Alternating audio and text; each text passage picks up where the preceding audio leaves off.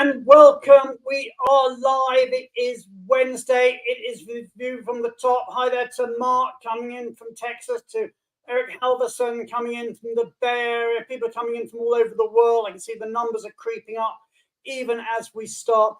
We've got a really, really important subject for you today. We're going to be talking about revolutionizing communication in relocation. Now, one of my pet, I don't know about hates, but one of my pet feelings is, why is it that we always get better technology in our everyday lives than we do in our relocation life? And communication is one of those areas. And we're going to be exploring what it is, the technology you get in your everyday life, and how can we put that into relocation. Now, I don't want to give the game away, but trust me, we've got some pretty exciting stuff coming through. I'm seeing who else we got coming in. Let me just see who else is coming in to join us. We've got Adam coming in. We've got Lynn. We've got shout out to Jenny Buxey all the way from Perth, Australia, to Emily from is that Emily in Paris? Whatever next. We've got Stephanie from Philadelphia. We've got Moise from New Jersey. People coming in from all over the world, which is just great. I can see the numbers are creeping up as we start, because it is such an important show. But you know, everybody, how it works. Please join the conversation. Write in the comments box. Tell us who you are, where you are. Let's really get this conversation going as we're talking about revolutionizing communication within the global mobility industry, which is a huge, huge issue. Now, I know also a lot of you tune in. Well, you tune in for various reasons. You tune in for the conversation. You tune in to meet your friends. You tune in for the content. You tune in for the immigration updates. I know also many of you also like the credits that you can get, whether they're from SHRM or from HRCI or from ERC. So I'll leave that up here for a moment or two. These are the credits from Worldwide ERC, GMS and CRP credits, and courtesy of our good friends at Rocket Mortgage are the credits for HRCI and SHRM. So I'll leave those up there for just a moment.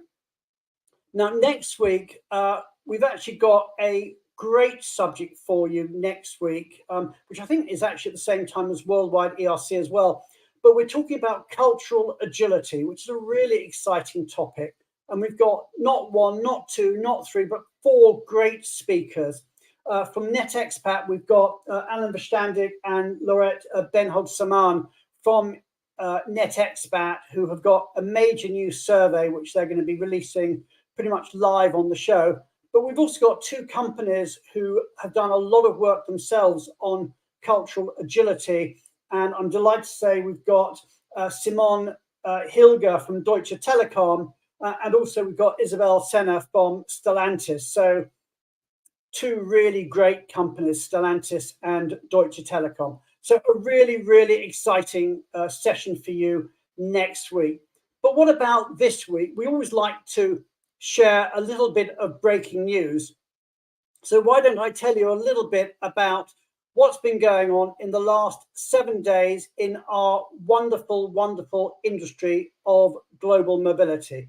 So hit the heart button, hit the like button, hit the applause button if you see someone who you know who's just got themselves a new job or been promoted, or indeed if you see a job on there out there that is of interest to you. So let's see what's happened in the last 7 days in our industry.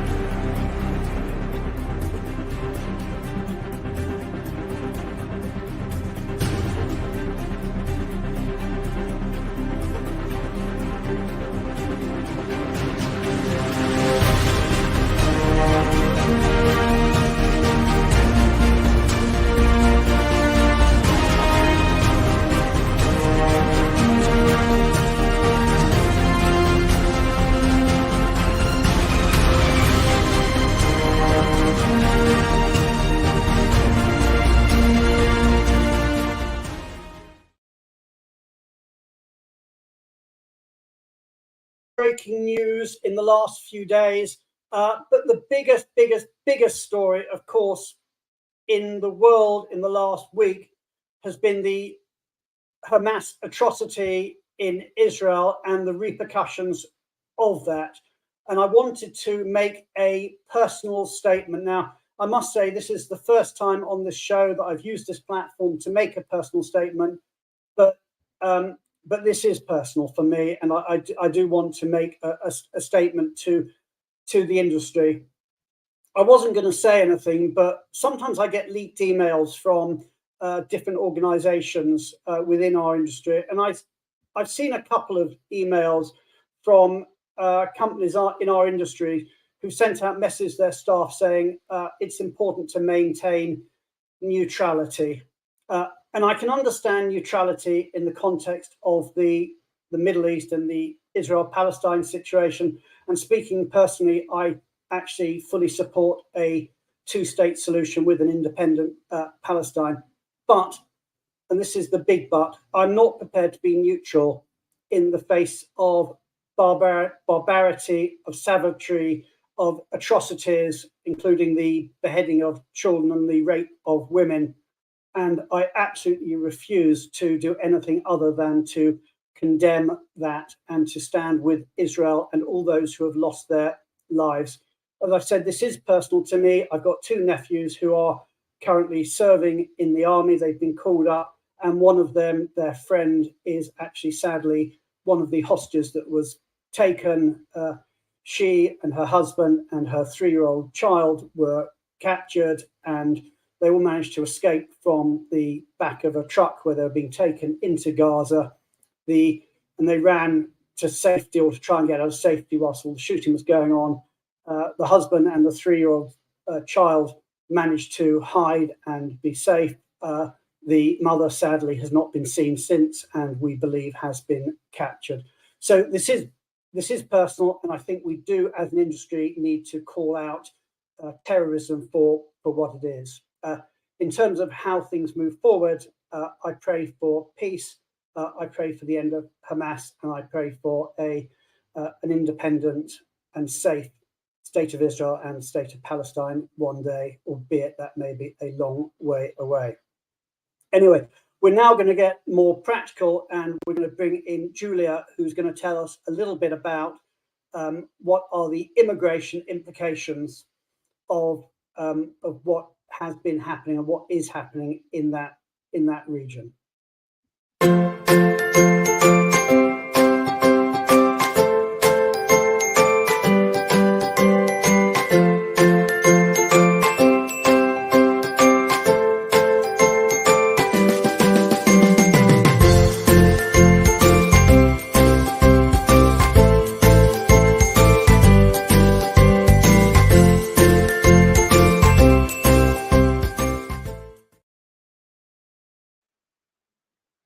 Hi, Brian.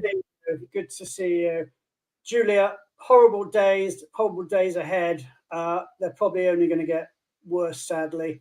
But tell us what's been going on from an immigration and travel perspective. Yeah, thanks, Brian.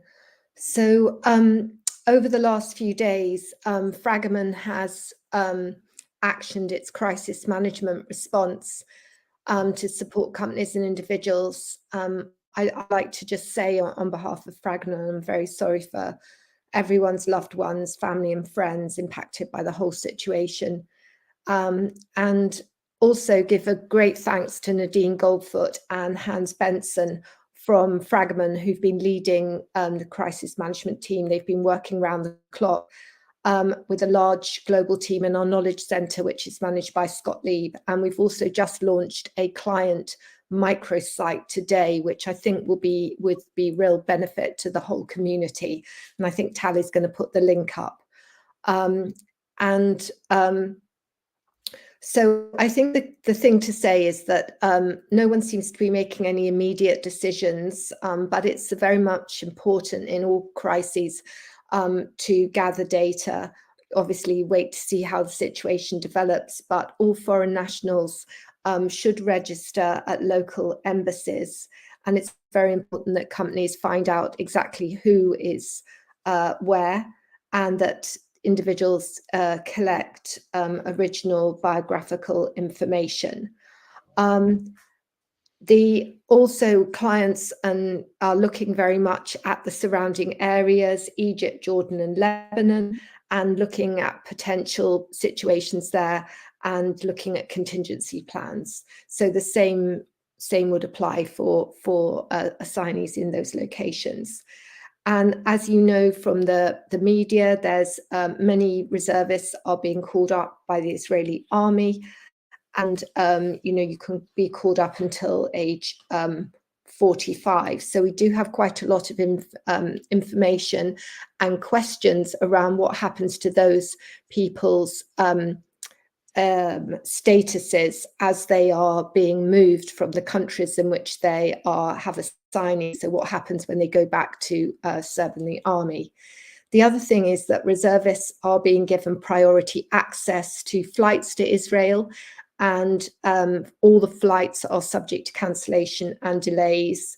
And we've also getting very sort of good information about what's happening on the borders, because the border crossings, the land borders, Jordan, Egypt and Lebanon, the situation is very changeable day by day, and some of the borders are opening and then closing.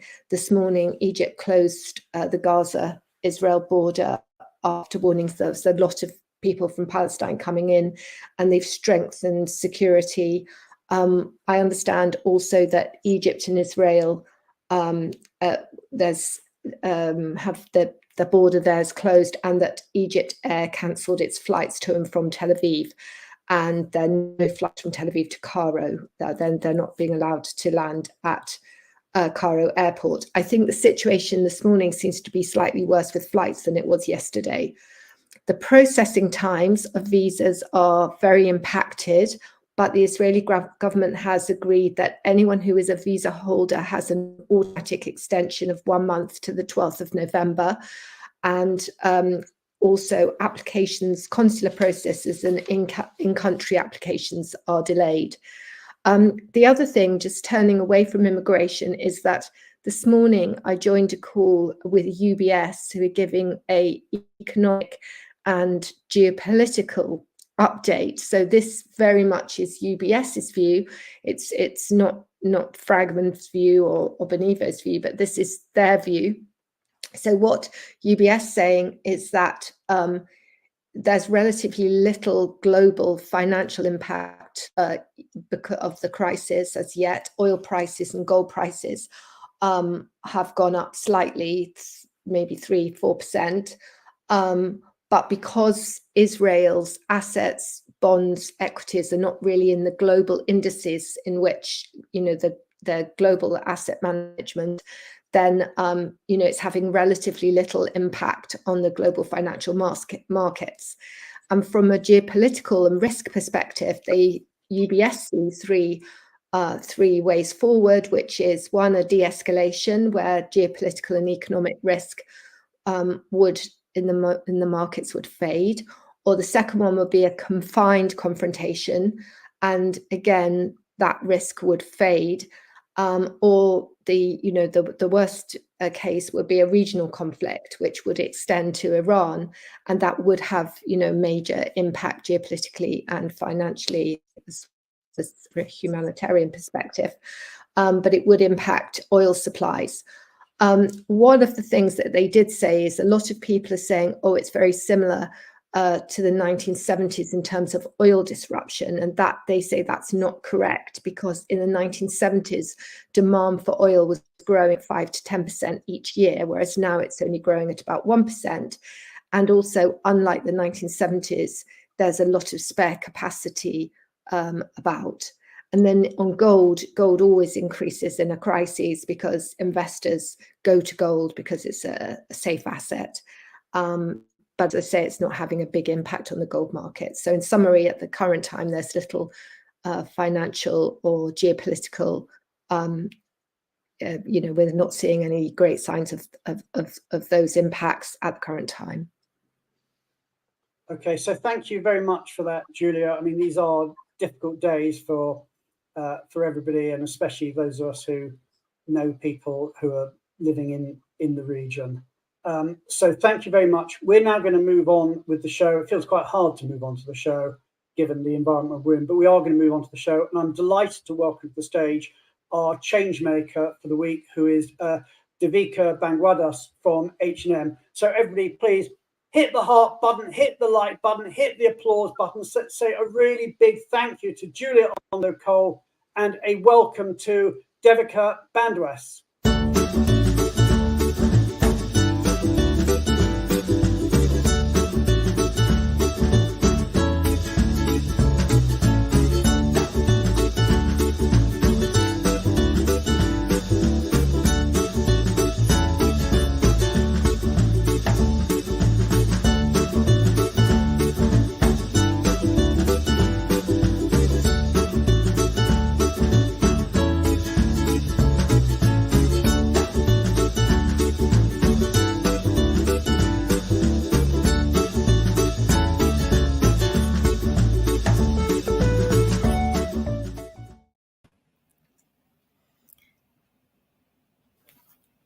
Doing?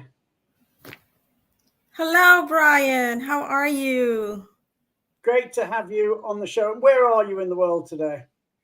I am in New Jersey, the United States, and it's a beautiful sunny day. Cool. And so tell us, Devika, tell us about the company you work for, first of all. I work for H&M. So this is a new role. I just joined H&M about 2 months ago. Congratulations. Thank you. Thank you. Okay. And that's the fashion chain, obviously. Yes, it is. It is. And roughly speaking, how many people do you move a year? So H&M has approximately about 100 mobility immigration cases. A large volume of that, about half of it, is for expats. So they do have a pretty big volume of expats whose cases we manage. So the entire spectrum of immigration, relocation, taxes. And we also have a global mobility team based in Stockholm who I partner with very closely. Okay, well, shout out to all your team members. Hopefully some of them are tuning in today or with. But Devika, you've joined our Changemaker program. I think we're now up to about 140 changemakers. What do you like about being a changemaker? Tell us about that. I think it's the amazing opportunity to be able to contribute collectively, Brian. I mean, I've learned a lot through the process, but I think it's bringing all of our amazing ideas together to really make and make this platform what it is today. I can safely say I enjoy being a change maker. I learn, but I'm also able to contribute. And it's a game changer of a technology and platform, I have to say. We just had our last change makers quarterly call with Tally, and there were so many amazing features that have been implemented since. But it's just that amazing ability to be able to contribute and learn while we're contributing. Stick around, because we're going to be showing some more features, some really cool stuff later on. And we've got, as I said, about 140 change makers. We're always looking for more. So if you run, any of our viewers, if you run or have regional responsibility for a large mobility program and you've got a passion for technology and would like to do good in the world and would like to be part of our change makers, then please do approach us either via the website or just message Tally. And we'll find out a little bit about you and hopefully get you to be a change maker too. But Devika, one of the things we do with our change makers, of course, is we also make contributions to a charity that is dear to their heart. And your charity is dear to, actually it's a very good phrase, because it's not just dear to your heart, it's dear to your mother's heart. So tell us all about your charity and why you chose it. Sure. So my charity is the American Heart Association. And the reason I chose that is because my mom is a heart patient. 26 years ago, at the tender age of 46, my mom was having symptoms of a heart attack, but didn't know it at the time. And she just wasn't feeling well and decided to go get a checkup at the doctor. And when she went to the doctor, she was actually on the verge of getting a master heart attack. The doctor never sent her home from that initial visit. she two actually look so similar. You two look so similar. Thank you, Brian. Yes, we do. We get ask you for sisters all the time. But anyway, long story short, she ended up having surgery, and she had 5 bypasses at the age of 46. She had open heart surgery, and it has been really an awakening call for her and for our family. And heart health is our primary goal in our family. We try to do everything we can to maintain, healthy hearts. And so the American Heart Association is amazing with the information that they share and education. I've learned a lot through the organization. If you go on their website, there's so much to learn, so much to be a part of, to contribute, to volunteer. I do donate as well. But that's the reason I selected this charity. And we just celebrated, those pictures are a celebration of my mom's 72nd birthday. So she turned 72 years old last Friday. So this is 30 years after or just under 30 years after the. So Devika, it's been just wonderful having you on the show. We're going to get you back one day as a guest. We did that deal in the green room earlier. So we're going to get you back as a guest to talk in more detail about your program. But thank you so much for sharing your passion for technology, for being part of Changemakers, and we're delighted that we can just help you support the American Heart Association. And best wishes to your mum and all your family. Thank you, Brian. Thank you for having me. Oh, it's just been a delight having you on the show. We're now going to move on. I'm delighted to say we're going to bring Mary Weaver onto the show to tell us a little bit about what's been going on or what is happening in the next week or so in Benivo world. But also, we just want to remind everybody that our top 100 community champions is open. So if you want to nominate somebody who is a community champion, and a community champion is anybody who has given back either to the industry or to their local society in some way, has done good, then let's nominate them for joining the top 100 list. So let's just run the video. We'll say goodbye to Devika, and we're going to bring onto stage Mary Weaver.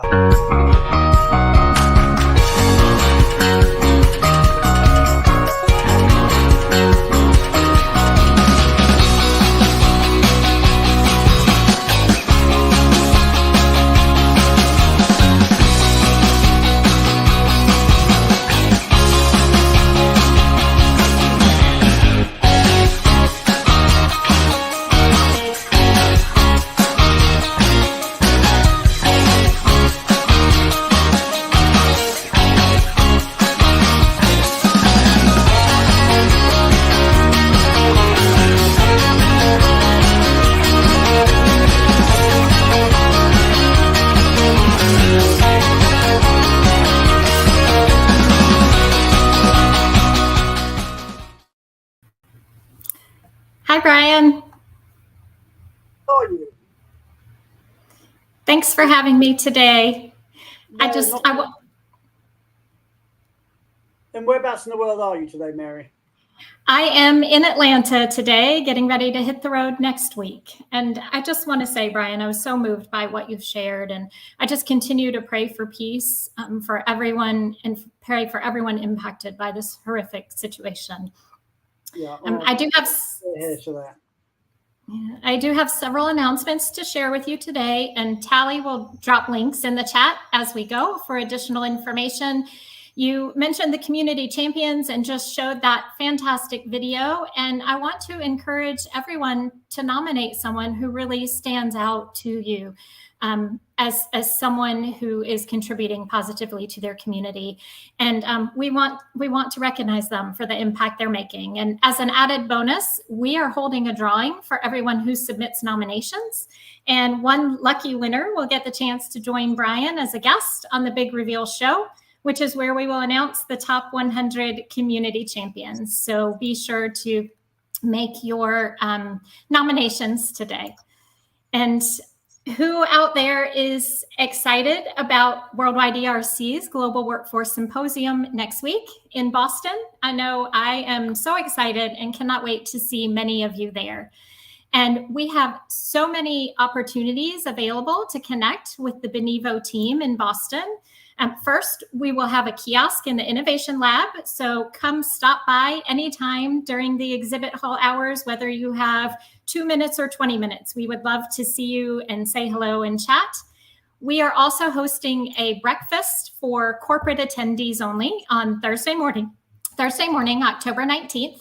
And during the meal, attendees will have the opportunity to chat with their peers about AI and GPT and learn about how this technology is changing our industry. And then later in the morning on Thursday, our fearless leader, Nitsan, will participate in a tech panel session at 10 a.m. to discuss compliance concerns in an evolving tech landscape. So that's certainly a session you will not want to miss. And then you can see AI in action at a live Benivo demo in the Innovation Lab, also on Thursday, the 19th from 12:30 to 12:50. So during this demo, we'll focus on the AI-based cost estimate scenarios and how they can help you proactively partner with the business to understand and reduce costs. And there's one more event I would like to mention after all of that about ERC. Also, the Forum for Expatriate Management will host the EMEA Summit in London, October 31st and November 1st. So that is also just right around the corner. And if you are in that area, join the Benivo team for an expert insight session on cost estimate scenarios as well. So this will be held on day 2 in the Beach Suite from 10:20 to 11 a.m. So this is another opportunity to learn more about how we're harnessing the power of AI to elevate cost estimates to an entirely new level. Mary, very, very succinctly put, and thank you so much for being on the show and all you do for our industry and for Benivo. So we're now going to move on. We're going to be talking about a revolution in mobility communication. And I'm delighted we're going to be bringing onto the stage Beth Nielsen and Keith Young, who are going to be telling us a bit about this. And it's some pretty cool stuff coming up. So everybody stay tuned. And we've got some pretty cool stuff coming up after this video.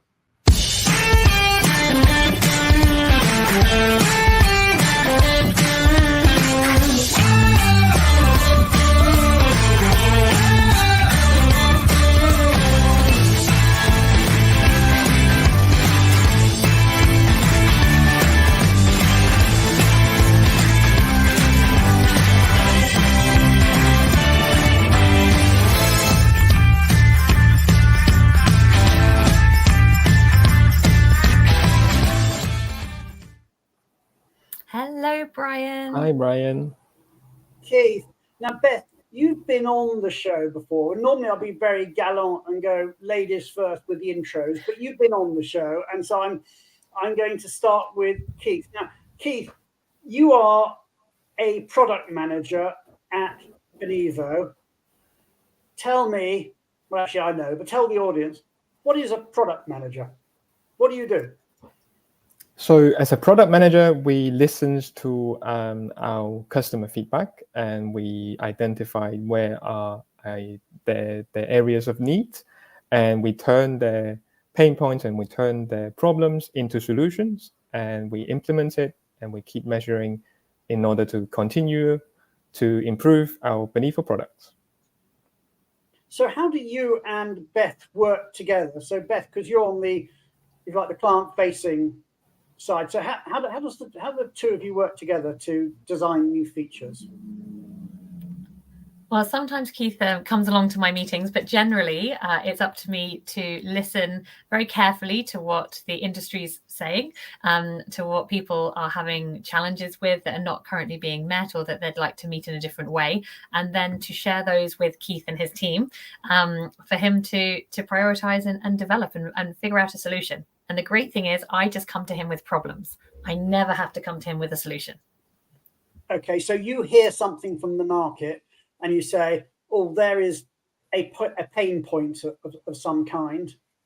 And Keith, you sort of then wrap a towel around your head and say, okay, well, how are we going to how are we going to solve this? And hey presto, a few weeks later, out pops a solution that has dealt with a particular problem. And I know one of the things Benivo prides itself on is how agile it is and how speedily it can develop things. So Beth, what are you hearing from the industry? What are the pain points that have come up recently from your clients and contacts? Yeah, so one of the biggest pain points that comes up all the time is lack of visibility. So mobility being the last ones to know. And I know this is a theme that we've addressed in multiple different ways, and we've spoken about on the show over the past few months. But one of the biggest things that comes up is this lack of ability to understand when a vendor is speaking to an employee and what's going on. So it's great that you get regular updates, or maybe through our SLA tracker, you see where something is in the process, but you've actually not privy to that conversation. And actually you don't want to be. You don't want to be copied in on every single conversation that's happening. But when something goes wrong or is about to go wrong or a decision is about to be taken, you kind of want to know what's going on. And currently there isn't a solution for that in the market. Okay, so actually, let me ask the audience a question, because I'd like to bring our wonderful audience into the conversation. And this is the question that I want to ask: is how do you manage communications between, I said assignees, but transferees, relocatees, whatever you want to call them, movies, and your vendors? Because we are in a unique situation in our industry. It's a triangular industry. We've got the global mobility professional, us. We've got the vendors. They might be providing immigration services, tax services, relocation services, anywhere down the supply chain. And of course, we've got the poor individual in the middle, who's the person who is either enjoying or enduring the move experience.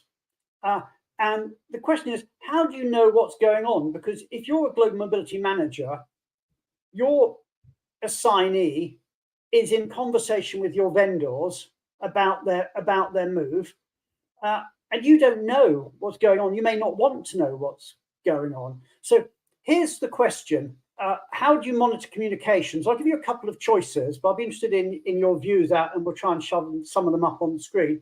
Is it a case that, one, they always copy me in? So you as a mobility manager always get a copy of the communication? Or is it B, that you're only copied in when an issue arises, i.e. the proverbial is hitting the fan, there's an escalation, someone's unhappy? Or is it C, that actually you rarely have oversight? I'll be interested to hear what the audience are saying. But, you know, Beth, from our point of view as mobility professionals, how much do we want to know? How much do we want to be copied in? Because I can see the advantages of being copied in on everything. But on the other hand, I look at it and think, well, actually, I'm not sure I want to be copied in on every single email that's going on. So what are people doing, and what should people be doing? Yeah, I think that's a great point. It's you don't want to know everything, but you just want to know that everything's going all right. And if something's gone wrong, you want to know about it. And if your colleague's dealing with it and they go off on holiday and something goes wrong, you want to know about it. So it is this, at the moment, there's just a binary solution. You either get copied into everything or have a whole mailbox full of everything, or you get copied into nothing and find out about it after the fact. And I think it's getting that balance right. But it is a bit Goldilocks. It has to be just right. You don't want to have everything. You don't want to have too little. Yeah, I mean, we did it as a poll on LinkedIn, and this is what came out from the poll. So I'll show the results that we got when we did a poll. It was 27% of people said that they are always copied in on emails between the assignees and the vendors. The majority, 57%, said they're only copied in when an issue arises. And then 16% said that actually they rarely have insight. Now, one of the practical problems I see, and I'll be interested in your views on it, Keith and Beth, one of the problems that I see is that if you're only copied in when an issue arises, all you're getting at that point is one side of the story. Either the assignee has come to you to say something has gone really wrong with the vendor, or the vendor has come to you to say, there's an issue I need to bring to your attention. But either way, you're only getting one person's side of the story and one person's spin on the story. And also, you're not hearing about it until, in a way, it's too late. As I said, the proverbial at that point has hit the fan. So is that correct? I mean, what's our view on this?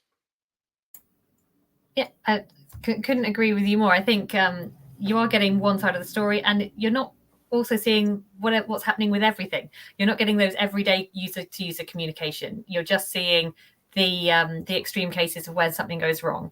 And I think it's really important to see what's happening, what's going on in those communications as the relationship progresses, because you want to see when it's going well, you want to see what a smooth relocation looks like, but you just want to have oversight to know you can dip in and see what's going on between those, those big SLA milestones.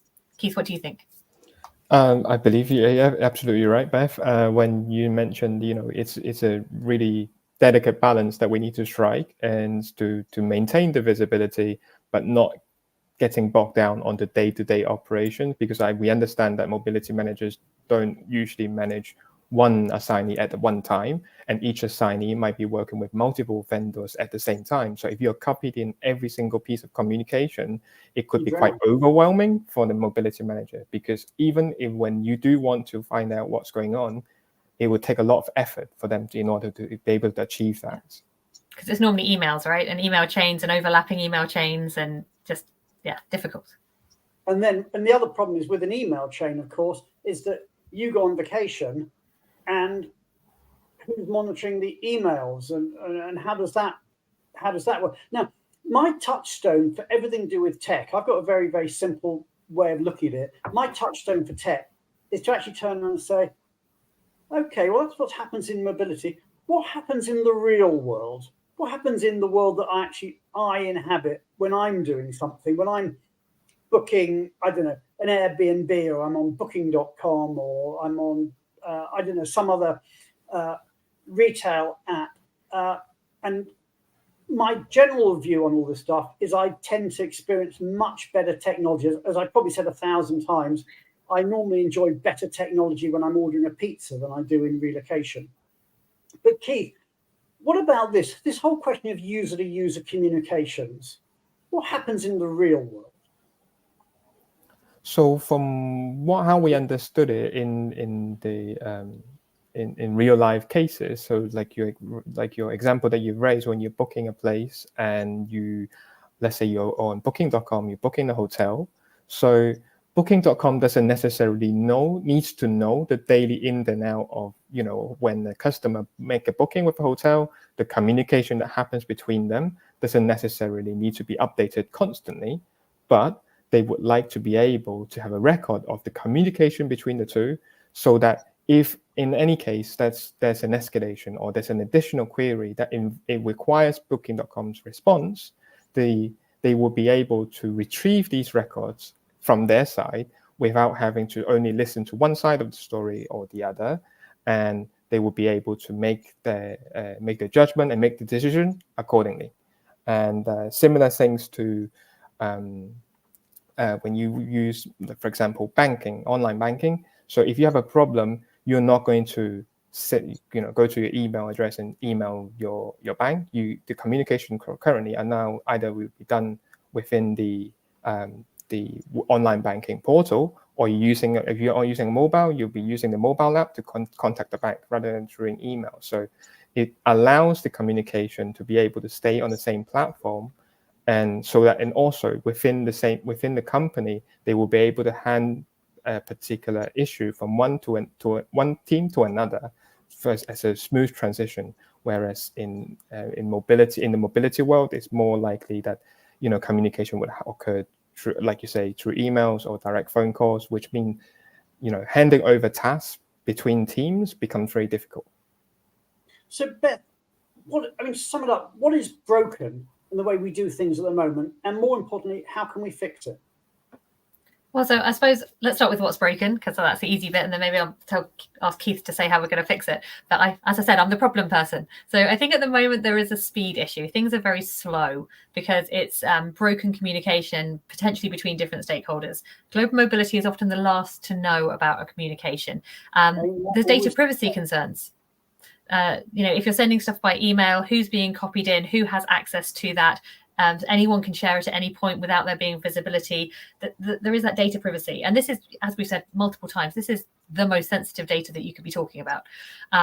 There's that undocumented communication that's happening. Maybe there's a phone call that doesn't get recorded.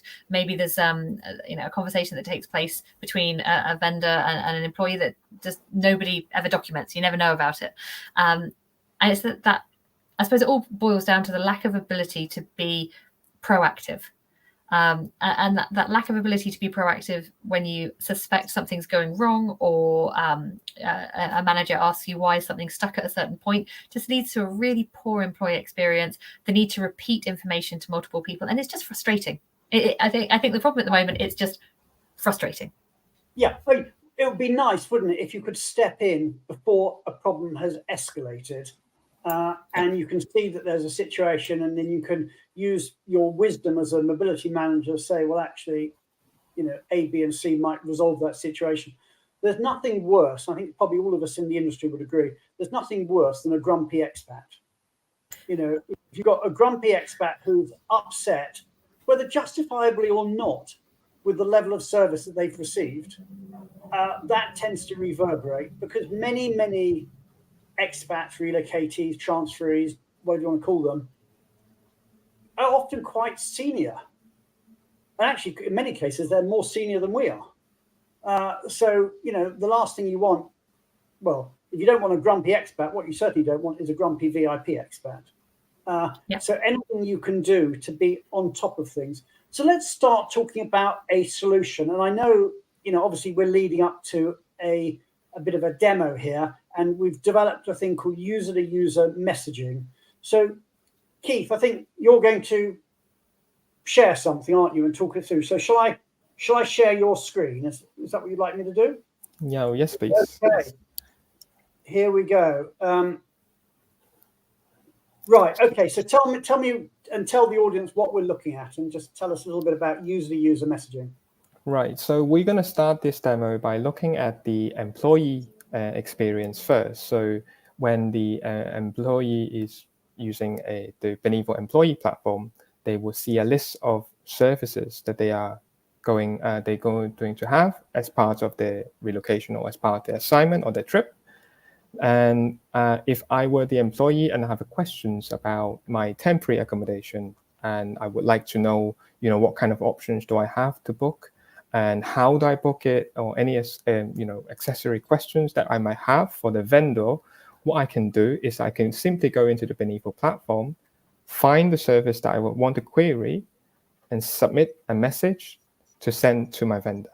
So in this case, I'm asking them about, I would like to know, I'm moving next month, I need this place to stay while I settle in. So I can send this message, it would go directly to the vendor to answer. So while we send this message destination will be on the vendor platform. So the vendor will also utilize their vendor hub on the Benivo platform, where they will be able to receive this message that's just been sent by the employee, asking them the same question. So from here, the vendor will be able to respond directly to the employee without, the GM doesn't need to be directly involved in this particular part of the conversation, because there is nothing for the mobility manager to do yet. Now, I understand, as you were mentioning, that mobility managers, they want to be proactive. They don't want to only be looped into conversation when there are something that has happened that needs escalation. So what we have developed is that the mobility manager will be able to use the Benivo management platform and access different conversation that an employee is having with multiple vendors, and they would just be viewing a particular conversation rather than actively participating in it, so that they don't get daily notification whenever a message gets sent, when an email gets sent. they don't get notified. But if they wish to, regularly check in on the employee's assignment journey and see how they're doing, they can simply go to management platform. They will be able to see it. And let's say they are looking at the conversation and they find something that they feel like the mobility manager needs to contribute in. So maybe there's a questions that is reserved for the mobility team rather than the vendor can answer. The mobility managers can easily just, with one click of a button, join in on the conversation. Now they are part of that conversation where they can send messages which will reach the vendor and the employee at the same time. Okay, so the manager can view the conversations. Everything is in a safe place. Everything is in the same place, but the manager can view the conversation and effectively step in as and when required and hopefully resolve a situation maybe before it's escalated too far. And also they're seeing both sides of the story. They're seeing the whole history to it when they go in there. Absolutely. And the convenient thing is that even if you are, let's say if your mobility manager has gone on holiday and they've gone on leave and someone else needs to take over, all they have to do is access the same interface, and they will be also the next mobility manager will be also viewing that conversation as well without having to request the stakeholders, whether they're from the vendor or the employee, to retell the story so far. So they will be able to access this information without having to reach out and wait for them to respond. Okay, so let me just take that off screen for a moment and bring you out so we can see you all. So I mean, that's quite fascinating. But there's another thing out there is that if it's just being dealt with by emails, then the mobility manager who's dealing with it may at some point leave the company, at which point their email typically is turned off. So you lose the history, but also you lose the ability to make analytics on it. The beauty of this sort of in system is that actually you can then look at it and say, okay, well, issues tended to arise in certain circumstances. It might be a location, it might be a policy type, it may be a geographic type, it may be a particular level of type of service, it may be a particular provider of a service. Maybe a whole host of reasons. But if you have the data all in different places, you can't turn data into wisdom. Whereas if you have the data in one place on platform, then you can convert that into wisdom by using analytics. And tell me a bit, Beth, about the sort of things that you can do there. Well, I think just summarising what Keith said, there's something for everyone there. So from a global mobility perspective, you're able to view and participate in those conversations and understand the sentiment of how those employees are feeling, what's going on, who's being responsive.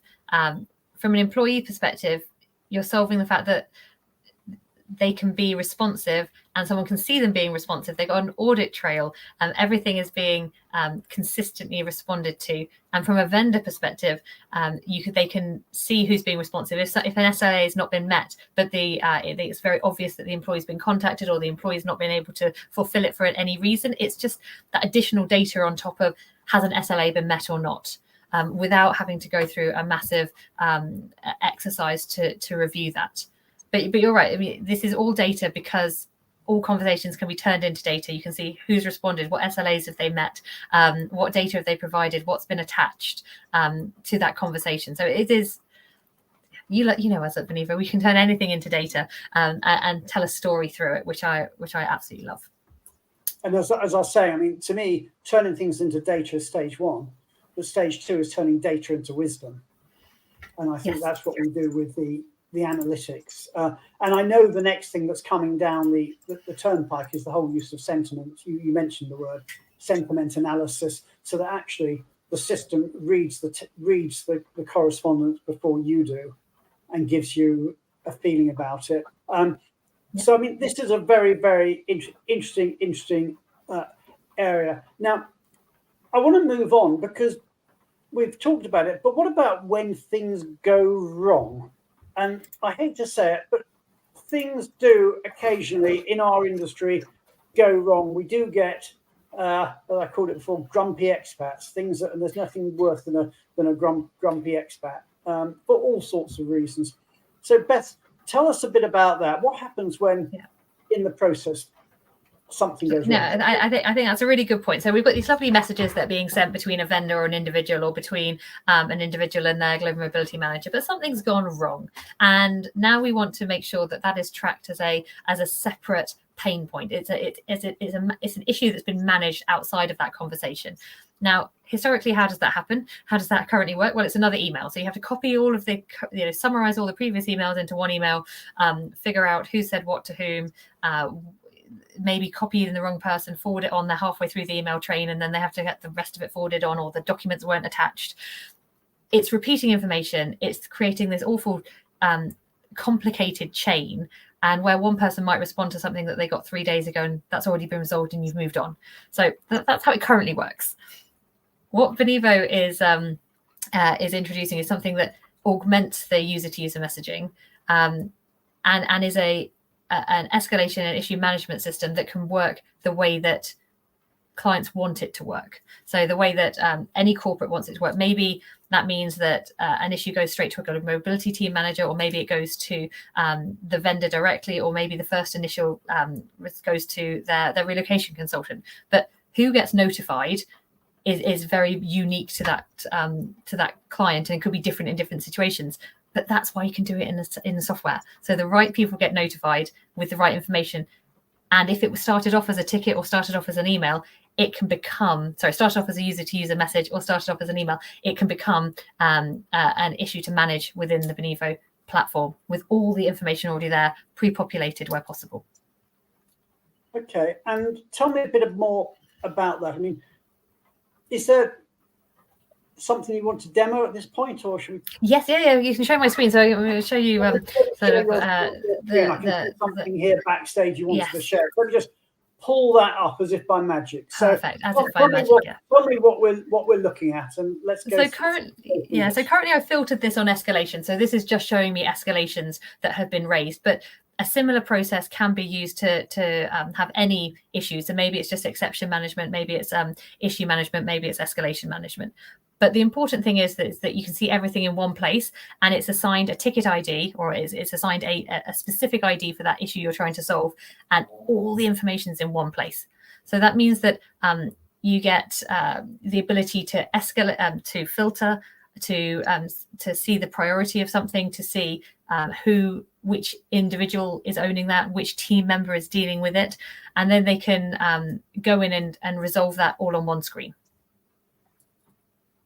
So here I'm just showing sort of an overview. I can also show you how to create a ticket or create an issue where the information can be pre-populated based on information that's already in your system where possible. So you can just select the relevant service, and you can see everything on one screen at one time.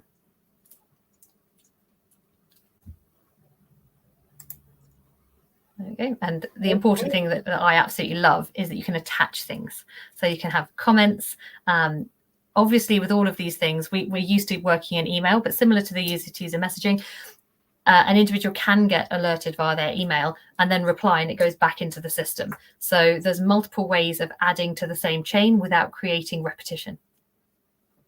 But why is this different to just sending emails or user-to-user messaging? What's the difference here? What is the pain it's solving? Well, I feel I failed if you're asking me that, Brian, because it's all about that connectivity, that speed, that reduction in redundancy. You're not raising everything twice. All the information's there. You've got an audit trail. Obviously, and I know we're going to talk about this very shortly in the last couple of minutes, but what's coming next? The ability to use AI to do something with that data. You've mentioned sentiment analysis, summaries, reporting, how many things have been raised, how long did the issue take to get resolved, attaching data, turning it into analytics and visualizations. Very different to emails. Okay, I mean, I think I probably knew that, but I was playing a little bit of devil's advocate there. So what we've got is a system that takes that information that's in spreadsheets and is in emails and is in maybe phone messages that people take. It's all in one place. You can then use it to analyze. It's also presumably puts it all in a secure place. And we haven't really said anything about cybersecurity, but maybe Keith, you want to sort of come in on the benefits of cybersecurity in all this. Yeah, absolutely. So in the cases that Brian, you and Beth have mentioned, when email create chains and you need to include people in emails, sometimes the respondents will include information and then include people that shouldn't have access to those information. So that becomes a security risk everywhere. This is just a red flag everywhere. So by having the system in one place, whether this is a user-to-user messaging or is based on an issue management system, escalation, exception management system, the informations are all in one place within Benivo, and the mobility team will be able to customize who do they want this piece of information to be visible to which party. So in that sense, it gives a much better security setup for these clients and for mobility managers to dictate, to make sure that only the appropriate level of information is shared with the appropriate person. And I think that's going to be a huge of huge importance for these companies, especially like you say, when you come to a mobility assignment. There are some of the most sensitive pieces of information that you could share, like passport numbers and social security and that sort of stuff. Then you need to make sure that these data are being handled and processed responsibly. It always amazes me how much personal information our industry deals with. I think it's fair to say we deal with more personal information than any other part of our organization, any other part of HR, even down to the fact that in our industry, not only do we know people's, social security number and passport number, but we've probably got their birth certificate, their marriage certificate. We've probably got a video somewhere of the insides of their house. We know their jewelry and their valuable possessions. We may know about their children. We may know about their pets. We've got more personal information about key people in our organization than any other function. And yet, as an industry, we've typically done remarkably little about protecting the cybersecurity. Now, a lot of the work that we do at Benivo is all about cybersecurity and protecting the personal information. We don't have time to go into that anymore today. It's a show on its own. We've done a show on it. I'm sure we'll come back to it. But this is just another area of showing where cybersecurity can make our entire industry a whole lot safer. With that, as we approach our last 60 seconds, let me bring back onto the show Davika, Julia Onslow-Cole, Mary Weaver, and of course our wonderful producer, Tally Goran. I'm Brian Friedman. This has been a most remarkable week, a great show, and a most remarkable and sad week in so many other ways. As Tara Hagen put it there so nicely, thanks all. We'll keep praying, and I think that's something that we all should be doing over the next, however long, and praying as hard and as much as we can. Thank you, everybody. We are at the top of the hour. We will be back next week when we're going to be talking about cultural agility. For everybody going to Worldwide ERC, we wish you a great Worldwide ERC. We look forward to meeting you at the Benivo booth there, and indeed safe travels wherever in the world you are and getting to Worldwide ERC if you're going there. Take care, everybody, and have a great, great week.